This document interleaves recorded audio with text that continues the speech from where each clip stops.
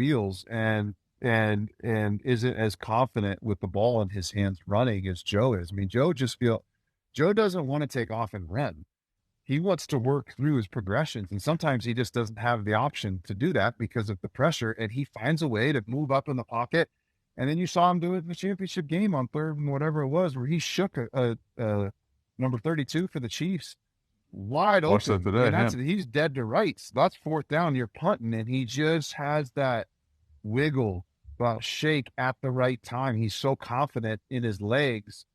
He just doesn't take off and do it as much as Mahomes does. But as far as like most impressive, man, I just think when you watch him play, nothing is too big. Nothing is overwhelming. I mean, you think back Uh-huh. last week watching that game, and you think you lost 60% of your offensive line, and everybody told you the year before how much your offensive linemen suck.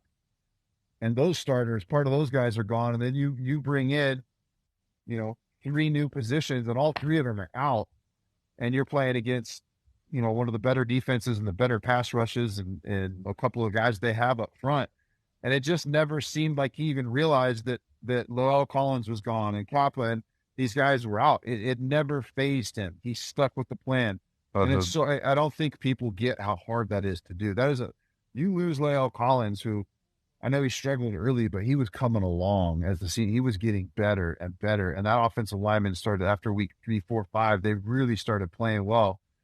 And all from a mental standpoint, when you're going into the biggest game of your year, there is absolutely 100%. And a lot of guys would feel, man, I wish Leal didn't lose his knee. And I wish so and so didn't hurt his ankle. I wish so, like, it's so hard to fight that. I don't think those things ever came across Joe's mind. I don't think he ever said, man, can you Yeah. imagine if we're going into Arrowhead with our starting O line, which I would have, and just about everybody else I know would have. I don't think that thought even came through his head.